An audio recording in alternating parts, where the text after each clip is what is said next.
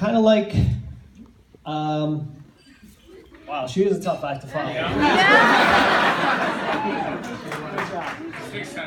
Like a mini skirt.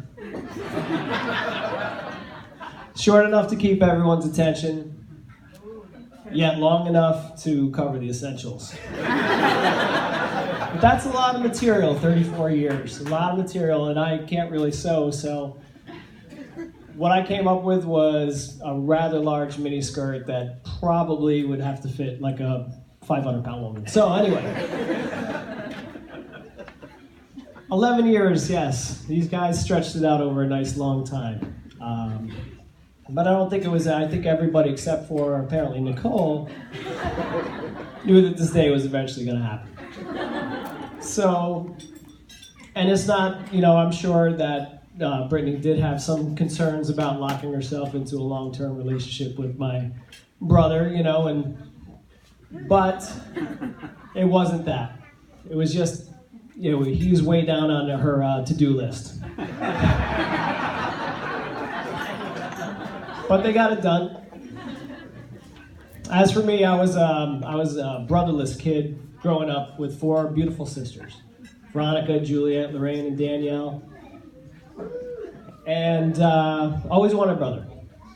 So I used to have a John Mendenhall jersey. Where's Turi? Turi remembers John Mendenhall.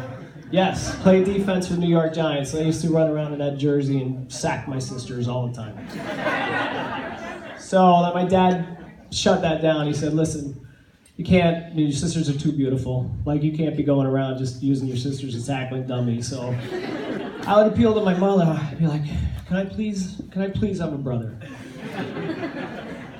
So on October 31st, 1981, Francis Aloysius Ray was born. Yes. Now, my mom told me on that day, she said, listen, you have a little brother now, we did our part, you gotta take care of this kid.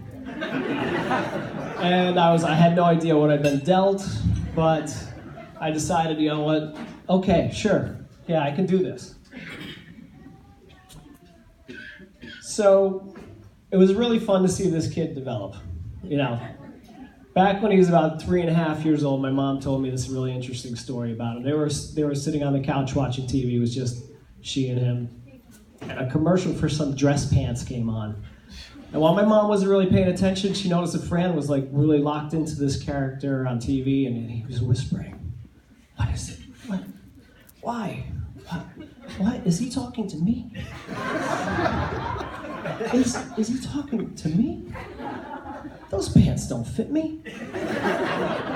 Now, that seems like just a regular story, but that always resonated with me because Fran always had a mind of his own. He couldn't be talked into things, least of all by his siblings. Anytime we ever tried to talk to, if you think that this guy is cool and calm, you want to see him do a meltdown, as his brother, come up to him and try to offer him advice. At a young age, he wasn't having any of that stuff. But our first bonding moment occurred probably when he was about 6 years old. I heard some screams. I heard him calling for me for help. And he had never done that before. In fact, prior to that, I didn't even think he really liked me very much. But I heard the screams, and I was trying to find him, and I heard there was a room and behind the door. I tried to open it, and one of my sisters was barricading it. And I heard he was getting more intense, the screams came more. So as I busted through the door, I see 3 of my sisters holding him down, trying to apply mascara to his eyelashes. He looks at me, he goes, "Help!" So I got the sisters off of there. He ran for safety.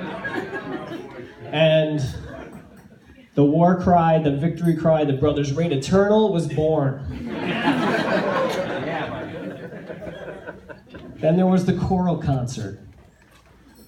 So we got contacted by the chorus teacher who said, the family should attend. I have a special thing going on with Fran at this event.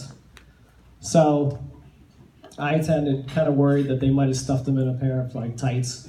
I'd be up there singing a soprano part. but he surprised us all. He emerged on the stage with a pair of sunglasses, with a saxophone, and he rocked this amazing solo, note for note. Just killed the room. I was like, wow, this kid's pretty cool. I should probably tell you about his first novel. Yes.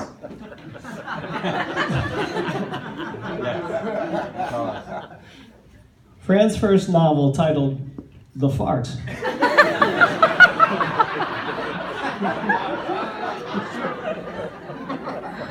was actually positively received. I mean, I know it's a sensitive subject and a little bit controversial, but he wrote this work and he was about 6 years old. And the teacher, I think she was trying to use some sort of psychology, so she sent this note back to my parents, like, wow, we thought that was amazing, like, it's courage. And I think she was trying to use reverse psychology so the parents would, like, stop him, but that just emboldened him. He thought he had a franchise on his hands. So he came back with The Fart returns and is in the city. This work never saw the light of day as the principal shut it down right away. So that's enough. Sadly, the Fart franchise was over. There were to be no more farts, no more fart adventures, at least not in the written word.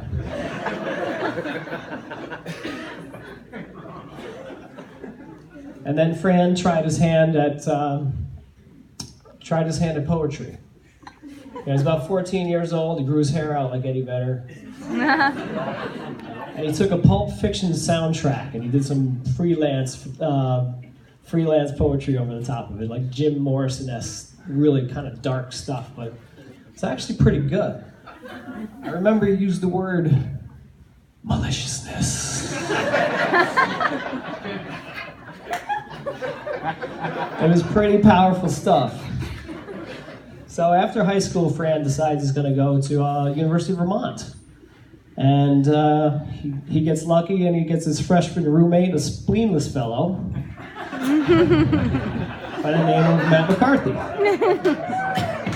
Give it up for spleenless people. New York City cop.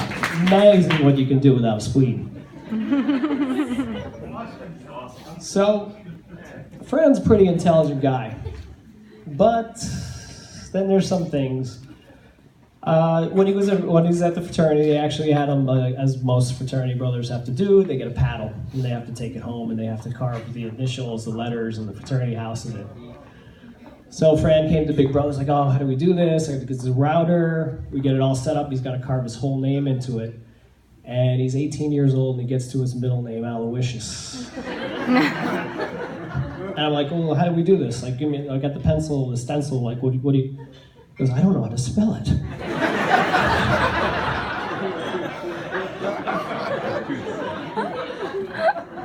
Okay, so well, so we did our best thing. We put it phonetically, the stencil looked beautiful. Brought it home, showed it to my mom. She goes, that's nice, but your middle name is spelled incorrectly.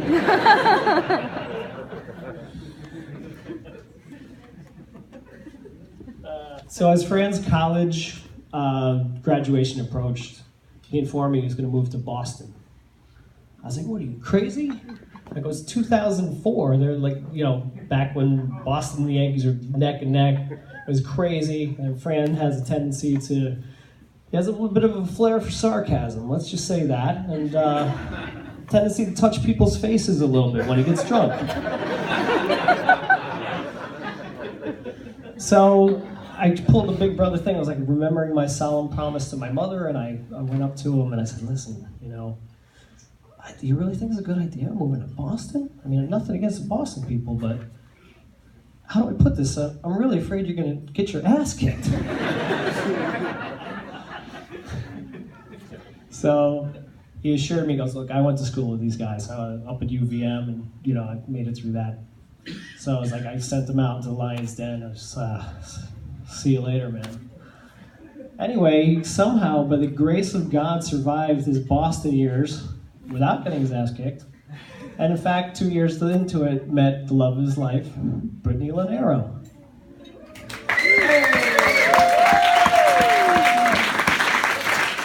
As the story goes, they were working at Rogie's, a Boston College bar. The two of them with a hoodlum from the streets of Plymouth named Ryan Gilden.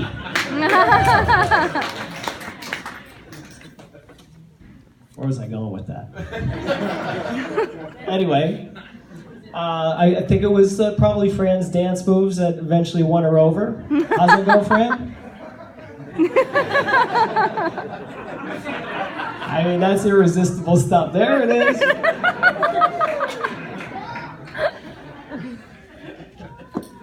Anyway, I'm going to bring this to a conclusion because we know the rest of the story. But I should probably say a couple nice things, huh? Anyway, Brittany, I love your family.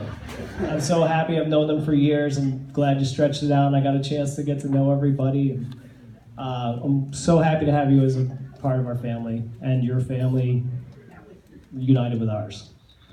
And I should probably say some nice things because I'm planning on asking Fran to be my best man when I get married in October. And should he accept, I want to say some nice things about you. So, anyway, raise your glasses.